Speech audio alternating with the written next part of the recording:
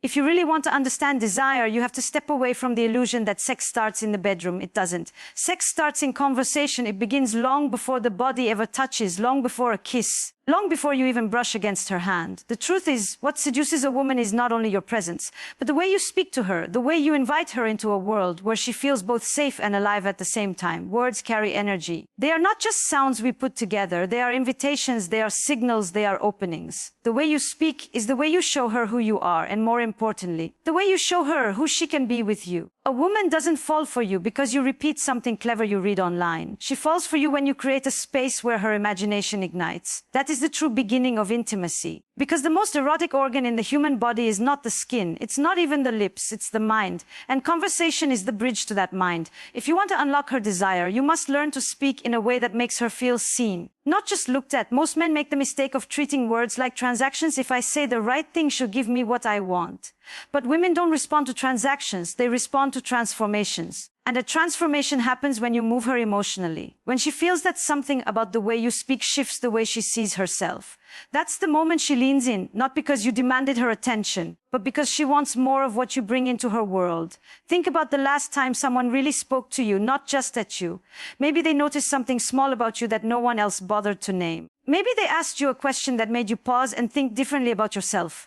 That moment of recognition is erotic because it stirs something that has been asleep. When you do that for a woman, when you give her the experience of being more alive in your presence, she doesn't just want to talk to you, she wants to feel you. Desire isn't created through pressure, it's created through curiosity. If you want her to want you, you must speak in a way that opens doors rather than closing them. Most men talk to women as if they're trying to arrive at a destination as quickly as possible. If I say this, she'll give me her number. If I compliment her, maybe she'll give me her body. But women don't want to be destinations, they want to be journeys. They don't want to be conquered, they want to be discovered. So your conversation has to carry the energy of exploration, not conquest. There is a profound difference between talking to impress and talking to connect. When you try to impress, you're acting from insecurity. You're trying to prove your worth. But when you talk to connect, you're already standing in your worth. You're not trying to be enough. You are enough, and your words simply reflect that. And that subtle difference is what makes a woman feel safe to let her guard down.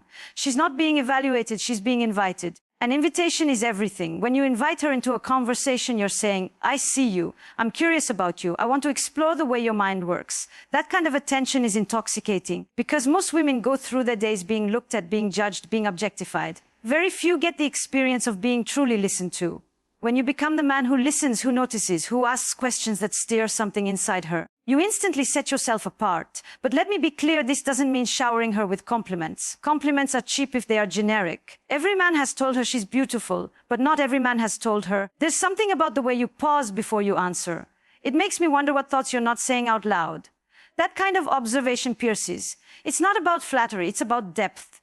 And depth is erotic. The way you speak creates energy between you. If your words are predictable, the energy dies. If your words are only about her appearance, the energy stays shallow. But if your words carry curiosity, if they dance between lightness and intensity, if they create both comfort and tension, then the energy grows. And that energy is what she will crave. Conversation, when done right, is foreplay. It's the spark before the flame.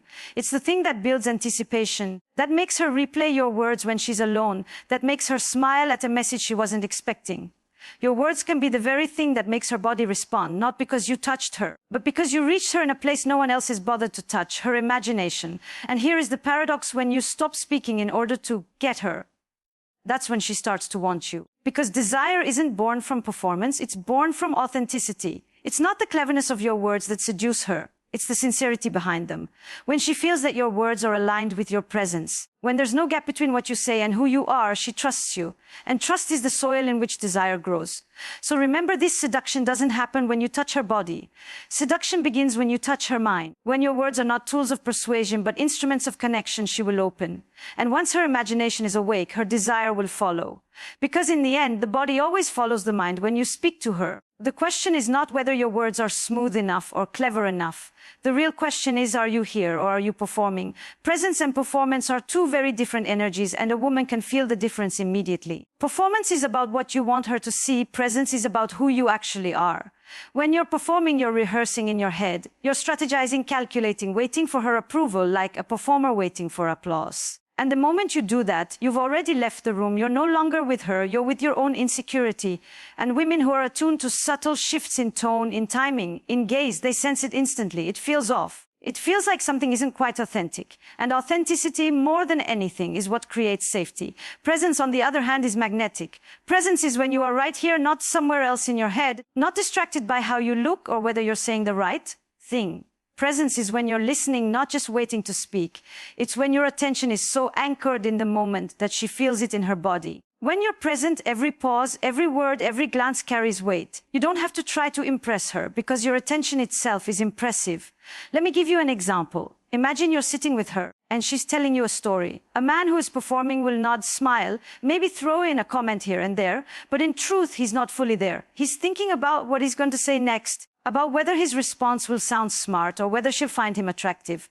A man who is present, however, is not rushing ahead. He's tuned into the rhythm of her words, to the shifts in her tone, to the emotions beneath what she's saying. He's not just hearing her story, he's receiving it. And that difference is felt. She feels the depth of his attention, and that alone creates intimacy. Here's the paradox. Performance often comes from a desire to win her over, but it creates distance. Presence, which has no agenda, is what actually draws her in. Because presence says, I am comfortable enough in myself to simply be here. I don't need to prove anything. I don't need to win anything. And that is irresistible. Why? Because presence is rare. Think about how most of us move through the world today. Distracted, fragmented, scrolling, half listening. Presence has become a luxury. To give someone your full attention without splitting it, without checking out, without turning them into a means to an end. That is a gift. And gifts awaken desire because they make us feel special, chosen. When a woman feels that your presence is with her, she feels that she matters in that moment. And that is intoxicating. There is also a deeper psychological layer here. Presence communicates security. When you are present, you are grounded. You are not pulled by your anxieties. You are not fidgeting for validation. You are not trying to escape the silence. And when she feels your groundedness, she feels safe. Safety doesn't mean boring. Safety means she can relax into herself. And when she relaxes, her erotic self becomes available. Women don't open in the presence of performance because performance feels manipulative. They open in the presence of presence because presence feels trustworthy. But presence isn't passive. It's not just sitting back and nodding politely. Presence has texture. Presence is active engagement. It's responding in a way that shows you actually took in what she said. Not just the words, but the meaning behind them. It's being willing to hold eye contact just a moment longer than comfort allows. It's being unafraid of silence, because silence too can be erotic when it's shared. Presence makes even the simplest exchange feel charged, because it's not about the content of the words, it's about the quality of the connection. And here's where performance and presence diverge most clearly. Performance lives in the future, presence lives in the now. When you're performing, you're always anticipating, trying to control the outcome. Will she like me? Will this get me closer to her bed?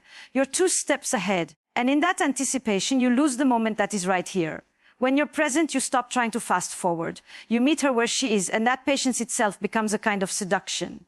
Because women don't want to be rushed. They want to feel the unfolding. This is why some of the most powerful conversations are not the ones filled with lines or witty banter, but the ones where she feels your calm, steady attention. Where she feels that you're not distracted by the noise of the world or by the noise in your head. You're right there with her. And that presence communicates far more than words ever could. Now, let's be honest, presence is not easy. It requires that you quiet your own internal chatter. It requires that you stop obsessing about how you are being perceived and instead lean into the reality of the moment. It requires vulnerability. Because to be fully present means you're not hiding behind performance. You're not trying to control her impression of you. You're simply allowing yourself to be seen as you are. That is riskier, yes. But that risk is what makes it real. And real is what she craves. When you bring presence into a conversation, you become memorable, not because of what you said, but because of how she felt with you. She won't remember every sentence. She will remember that she felt listened to, that she felt desired, that she felt like the center of your attention. And that memory will linger in her body. Long after the words are gone, the feeling remains. And that feeling is what creates longing. So the next time you talk to her, ask yourself, am I performing or am I present? Am I trying to impress her or am I really here with her? Am I speaking words or am I sharing myself? Because in the end, what seduces her is not your act, but your authenticity. And that is the essence of presence. It is not about trying to be enough. It is about realizing you already are. What creates desire is not predictability, but polarity. Desire thrives when there's tension, contrast, and movement between energies. If you are only gentle, you risk fading into the background. If you are only bold, you risk overwhelming her. But when you know how to play at the intersection of the two, When you can move between tenderness and intensity, between curiosity and assertion, then you create an experience she cannot forget. Think about it. The relationships that feel alive are not the ones that are perfectly smooth and polite. They're the ones that have texture. They're the ones where you can feel both comfort and excitement, safety and danger, sweetness and edge. This duality is what keeps attraction alive. And in conversation, you can create that same duality through the way you speak to her. Most men choose one extreme. They lean too far into niceness, which feels safe but flat. They are agreeable, polite, complimentary, but they never spark anything deeper. They make her feel appreciated, but not aroused. Others lean too far into dominance. They try to assert control, to impress, to show power. That intensity can spark something momentarily, but it rarely sustains because without softness, it becomes threatening or tiring. What she is truly drawn to is the man who knows how to balance both energies, who can be gentle without being passive, bold without being domineering. Gentleness says, I see you, I value you. I respect your humanity. Boldness says, I desire you. I am not afraid of wanting you. I am not afraid of claiming space in this moment. When you bring these two together, you send her a powerful message. I will protect your safety, and I will challenge your boundaries. I will cherish you, and I will not let you hide. That is magnetic. Let me illustrate it through something simple: teasing. Teasing is a perfect example of polarity. On the surface, it is playful and light, gentle, but underneath it carries boldness because it dares to poke, to challenge, to disrupt the ordinary. When you tease her in a way that is attuned, not cruel, not dismissive, but playful and precise, you create a spark. You let her know you see her strength and you're not afraid to dance with it. And at the same time, you soften it with warmth so she knows she is still safe in your presence. This polarity shows up in silence, too. Imagine you're speaking to her, and instead of rushing to fill the space, you pause.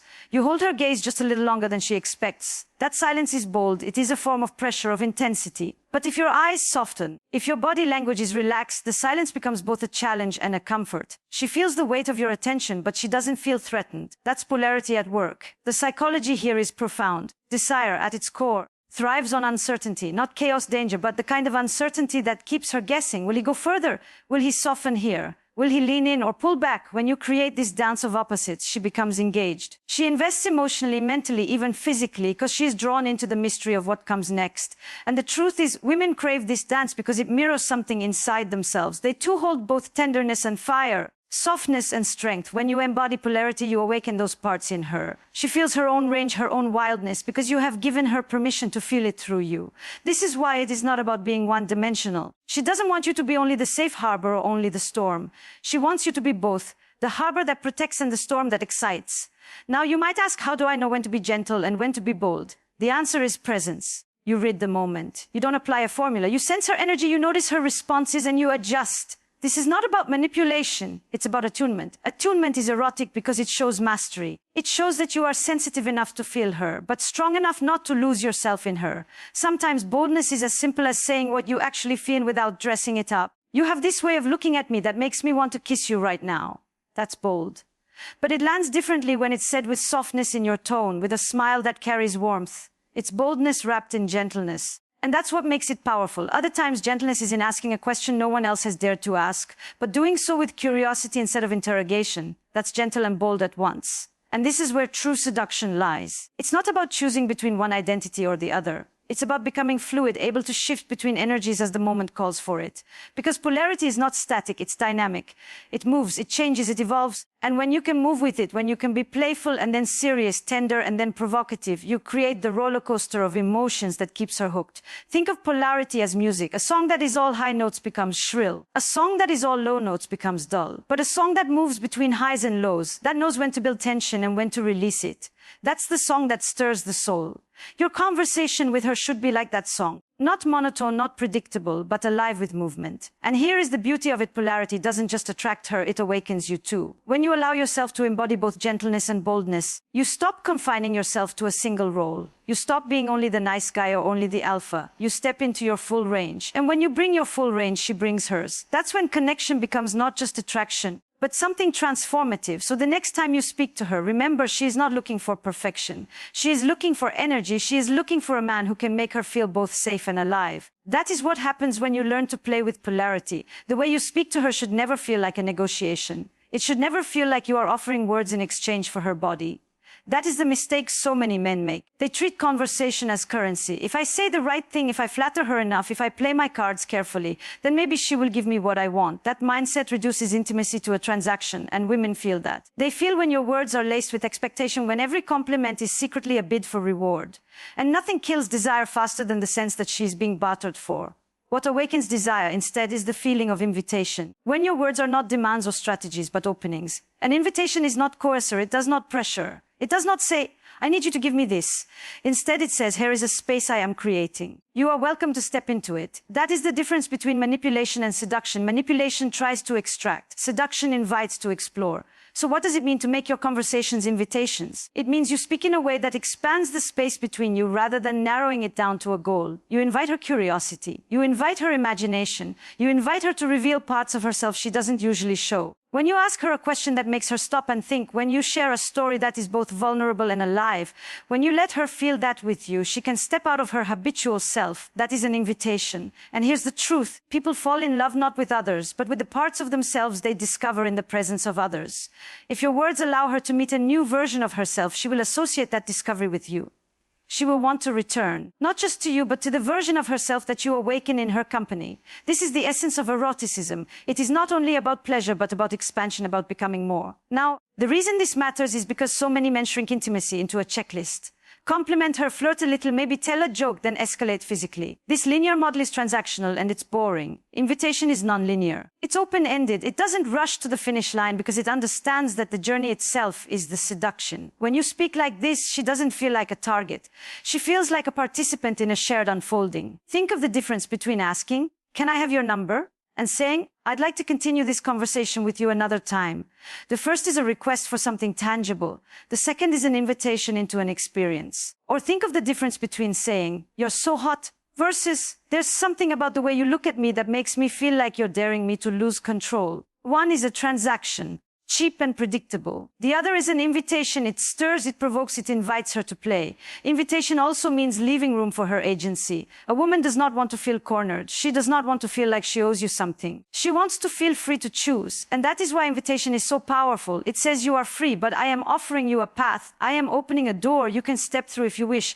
And when she chooses to step through, the desire is hers, not just yours. That's when intimacy becomes mutual, not forced. There's also something profoundly philosophical about invitation. An invitation respects her subjectivity. It honors that she is her own being with her own will. When you invite, you acknowledge her freedom, and paradoxically, that's what makes her more likely to accept. Because freedom is the precondition for desire. You cannot desire what you are obliged to give. You can only desire when you are free to say no. Invitation protects that freedom, and because of that, it makes the yes so much more meaningful. Invitation is also playful. It has a lightness, a suggestiveness. It doesn't dump everything at once. It hints, it teases, it leaves space for imagination. You don't hand her the whole map. You give her just enough to want to see where it leads. That's why sometimes the most seductive thing you can say is not a grand declaration, but a subtle suggestion. "I wonder what would happen if," or "You strike me as someone who..." These phrases open doors. They create possibility. And possibility is erotic. When you turn your conversations into invitations, you also shift your own energy. You are no longer the man who is hustling for approval, who is desperate for outcome. You become the man who creates experiences, who makes her feel more alive simply by being with you. That's a different kind of power. It's not the power of demand, it's the power of influence. Influence that is born not from force, but from presence, curiosity, and play. And here's something important: when your words are invitations, they extend beyond the moment. She will carry them with her. She will replay them in her mind. She will wonder what you meant or where it could lead. That lingering effect is the hallmark of true seduction. It's not about overwhelming her in one instant. It's about planting something that grows inside her long after you've left. So ask yourself, are you speaking to her like a salesman closing a deal or like a poet opening a door? Are your words designed to take something from her or to give her an experience she didn't expect? Because in the end, the men who truly touch women are not the ones who extract, but the ones who invite. And that is the secret when your conversations become invitations. She will want to step closer, not because she was pressured, but because she was intrigued. She will lean into you, not because you demanded it, but because the space you created with your words felt too alive to resist.